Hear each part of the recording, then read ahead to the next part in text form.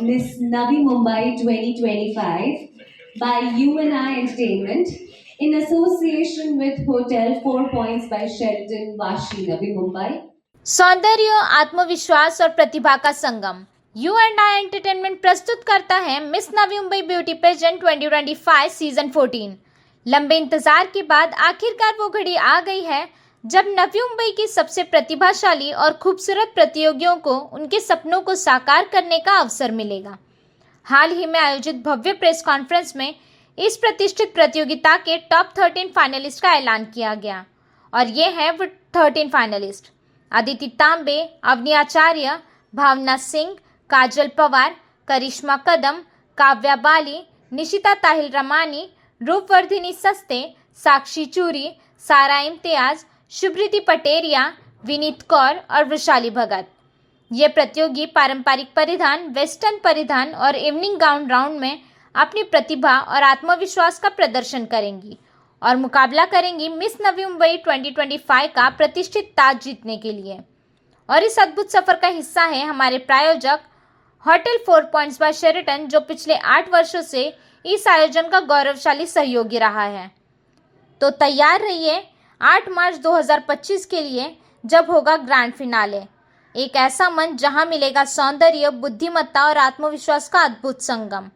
U&I entertainment के निदेशक हरमीत सिंह और मनमीत सिंह ने भी इस प्रतियोगिता को लेकर अपना उत्साह व्यक्त किया और बताया कि ये साल की सबसे रोमांचक प्रतियोगिता होने वाली है।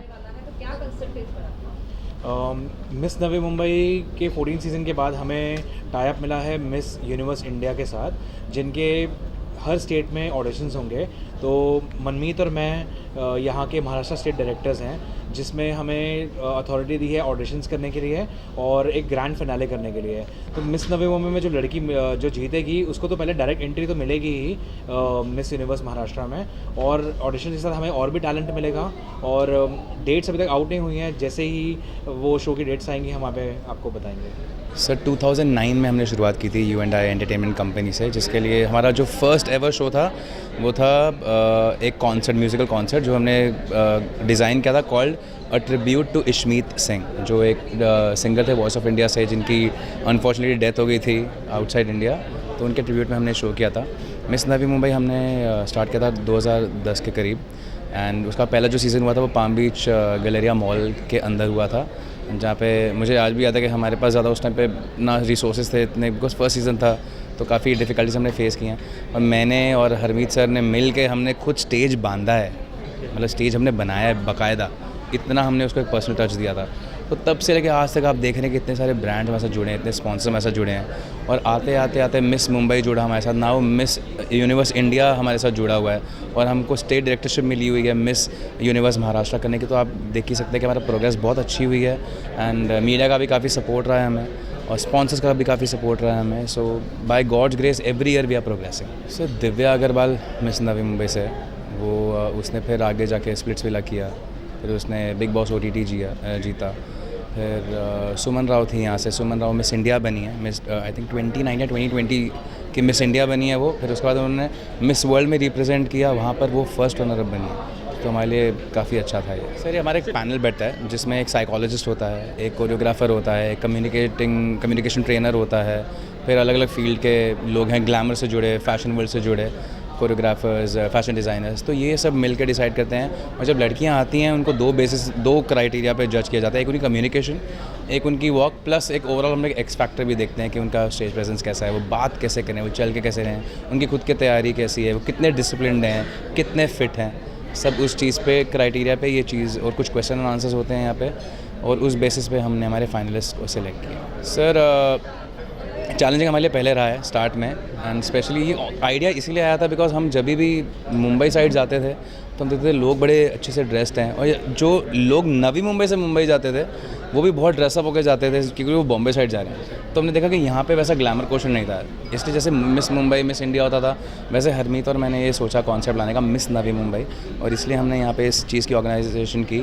येस, पेरेंट्स ने भी सपोर्ट किया बहुत। आप देखेंगे कितने सारे हमारे पिछले फाइनलिस्ट जो थे वो डॉक्टर्स रह चुके हैं, इंजीनियर्स हैं, कैबिन क्रू हैं, डेंटिस्ट हैं, प्रोफेशनल मॉडल्स हैं, तो तो हर तरीके से आते हैं। उनके पेरेंट्स का भी काफ़ी सपोर्ट रहा है, उनके फैमिली का भी काफ़ी सपोर्ट रहा है। वो आके मिलते भी हैं हमें, क्वेश्चन आंसर भी पूछते हैं हमें कि कैसा रहेगा, कैसा प्रोसीजर रहेगा, क्या उनकी लड़कियां आगे जाके उनको और क्या हमसे अपॉर्चुनिटीज़ मिलेंगी। तो हर तरीके के होते हैं और we are ready to answer everything. यहाँ पे कुछ भी ऐसा नहीं है कि आप ऑर्गेनाइजर से आके बात नहीं कर सकते। We are open to everyone, चाहे हमारा वो क्रू मेंबर क्यों ना हो, चाहे हमारे फाइनलिस्ट क्यों ना हो, या उनके रिलेटिव्स या उनके पेरेंट्स क्यों ना हो, हम सबका आंसर, हर चीज़ का क्वेश्चन का आंसर देने के लिए रेडी हैं। मैं बस यही एक पहले एडवाइस दूंगा कि पहले तो पुराने सीज़न देखिए लड़कियां कैसी हैं, कैसे बात करती हैं, क्वेश्चन एंड आंसर जजेस कैसे पूछते हैं, फिनाले का फॉर्मेट देखिए क्या है। सेकेंड थिंग, एक मॉडल का फिट रहना बहुत ज़रूरी है। डिसिप्लिन उनकी लाइफ में बहुत ज़रूरी है। स्टे फिट, मैं हमेशा ये बताऊँ, स्टे फिट। आपका प्रेजेंस अच्छा होना चाहिए, आपकी स्किन केयर आप अच्छे से रखिए, आपकी कम्युनिकेशन पे आप काम कीजिए, आपके जनरल नॉलेज पे आप काम कीजिए, बिकॉज कैसे भी सवाल आपको आगे जाके पूछे जाएंगे। अगर आप आज मिस नवी मुंबई में, कल आप मिस इंडिया में रिप्रेजेंट करेंगे, फिर मिस वर्ल्ड में रिप्रेजेंट करेंगे, फिर मिस यूनिवर्स में रिप्रेजेंट करेंगे, तो हर जगह एक पड़ाव जो है वो थोड़ा टफ होता जाएगा और वैसे वैसे सवाल पूछे जाएंगे जहाँ पर आपको ग्लोबल अवेयरनेस की बहुत ज़रूरत है।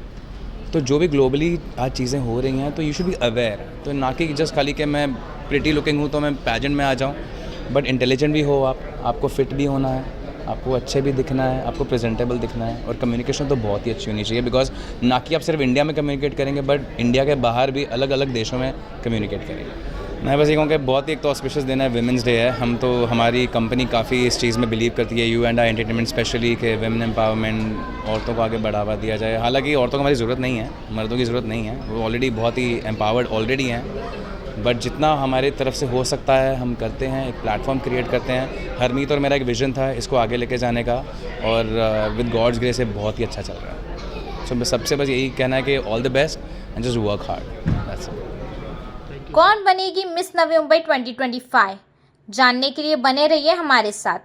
Bureau report FS news, Vashi, Navi Mumbai.